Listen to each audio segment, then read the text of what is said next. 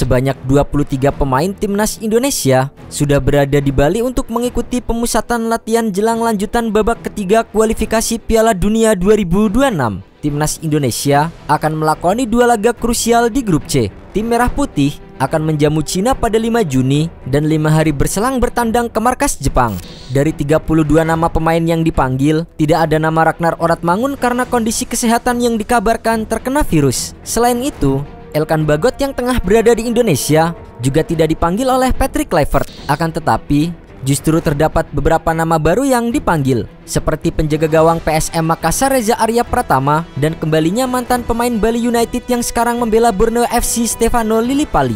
Untuk pemain yang merumput di Eropa, Tom Haye, Joe Pelupesi dan Dean James menjadi 3 pemain terbaru yang sudah tiba di Pulau Dewata. 3 pemain yang merumput di Eropa ini menyusul sejumlah rekannya yang sudah lebih dulu tiba. Sebelumnya, penggawa Swansea City Nathan Chuaon sudah tiba bersama dengan Jordi Amat. Sedangkan pemain-pemain lain seperti Marcelino Ferdinand, Ivar Jenner, Ole Romeni dan Sain Patinama sudah lebih dulu sampai di Bali. Praktis, hanya tinggal 9 pemain dari 32 pemain timnas Indonesia yang dipanggil oleh Patrick Kluivert belum datang ke Bali. Beberapa nama yang belum bergabung yaitu Jay Idzes dan Kevin Dix yang baru saja menyelesaikan musim bersama dengan klub masing-masing.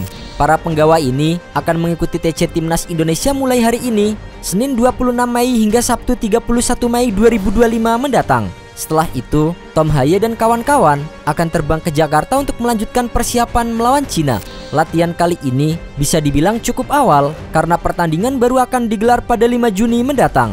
Namun, di balik itu semua, pelatih Patrick Kluivert memiliki alasan yang bisa menentukan nasib timnas Indonesia. Pada latihan pertama hari Senin, timnas Indonesia baru menjalani menu ringan. Maklum saja, para pemain masih dalam masalah kondisi kelelahan akibat jet lag dan letih berkompetisi.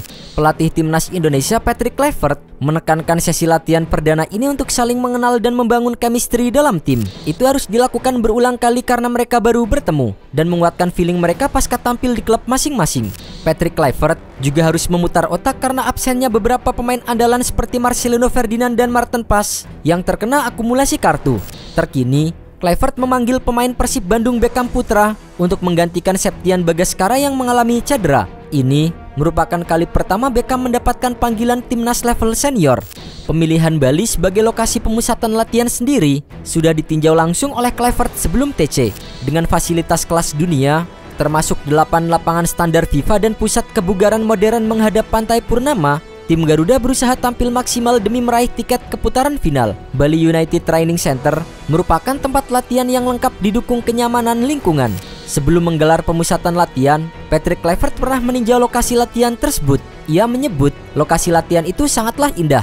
Salah satu keunggulan utamanya adalah keberadaan 8 lapangan sepak bola berstandar FIFA dengan ukuran masing-masing 105 x 68 meter. Menariknya, seluruh lapangan menggunakan rumput hybrid Zoysia Matrela, jenis rumput berkualitas tinggi yang telah memenuhi standar FIFA dan juga digunakan stadion ikonik seperti Santiago Bernabeu di Spanyol. Lapangan utama di fasilitas ini dilengkapi dengan 4 lampu stadion berkekuatan 800 lux, memungkinkan pelaksanaan sesi latihan pada malam hari tanpa kendala pencahayaan. Tak hanya itu, pusat kebugaran modern juga tersedia, lengkap dengan berbagai peralatan seperti treadmill, sepeda spinning, mesin elliptical dan juga jam box. Area kebugaran ini menawarkan suasana yang menyegarkan karena menghadap langsung ke Pantai Purnama. Hal itu memberikan pemandangan alami yang mendukung kenyamanan saat berolahraga. Bali United Training Center juga menyediakan ruang medis profesional untuk menangani kebutuhan kesehatan atlet serta dilengkapi dengan ruang ganti pemain yang memadai. Fasilitas pendukung lainnya meliputi air panas, kolam air dingin,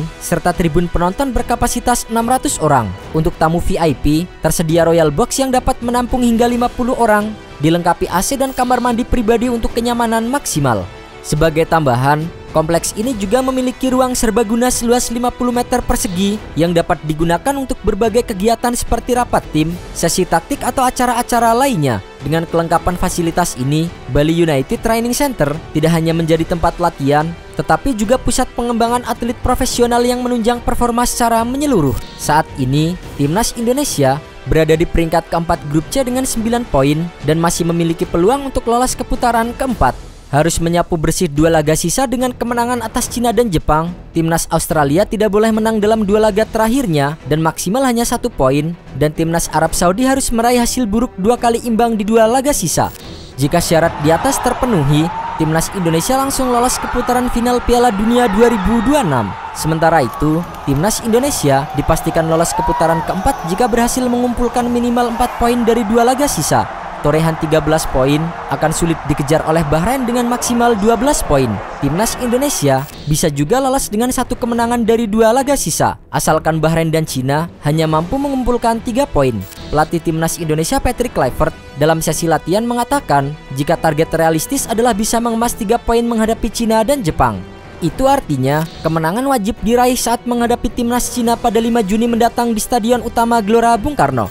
Ini pertanyaan yang menarik. Pastinya 3 poin, itu pasti. Tapi kami masih berusaha untuk mendapatkan 6 poin. Semuanya tahu 2 negara yang kami hadapi bukan negara yang mudah. Kami harus menghargai mereka, dan mereka juga harus menghargai kami. Setelah menghadapi Cina, Jepang bisa menjadi lawan yang berat. Namun ada indikasi Jepang akan bermain dengan pemain lapis kedua. Namun Patrick Kluivert enggan berspekulasi lebih jauh meskipun ia mengetahui kabar tersebut. Itu kemungkinan. Saya tidak tahu apa yang akan direncanakan pelatih timnas Jepang, tapi kami datang ke sana dengan kekuatan terbaik dalam setiap pertandingan. Sedangkan terkait timnas Cina yang akan dihadapi lebih dulu, ia tak mau meremehkannya. Apalagi di pertemuan pertama, timnas Indonesia tumbang dengan skor 1-2. Pada laga tersebut, 1 gol timnas Indonesia dicetak oleh Tom Haya di babak kedua. Ia mengaku sudah menonton pertandingan melawan Cina, termasuk beberapa pemain baru yang kemungkinan akan diboyong skuad negeri tirai bambu. Tentu saja saya sudah menontonnya. Mereka tim yang bagus. Kami tidak pernah mau meremehkan lawan. Saya dan tim pelatih sudah mengatakan bahwa bagaimana caranya kami bisa mengalahkan lawan. Sementara itu, pelatih Cina Branko Ivankovic memanggil 27 nama pemain untuk menghancurkan timnas Indonesia. Tercatat ada 3 nama yang patut dijaga pergerakannya. Pemain pertama yang perlu diwaspadai adalah Zhang Yuning. Striker Bijay Guan itu sempat merobek gawang timnas Indonesia pada pertemuan pertama di Qingdao. Ia mengantarkan Cina menang 2-1 di laga itu. Zhang Yuning musim ini sudah mencetak 2 gol dan 1 assist di Liga Cina. Kemudian pemain kedua adalah Wang.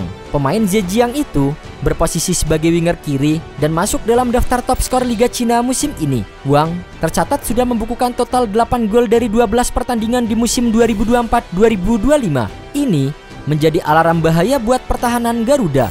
Rekan satu tim Zhang yaitu Serginho juga patut menjadi perhatian.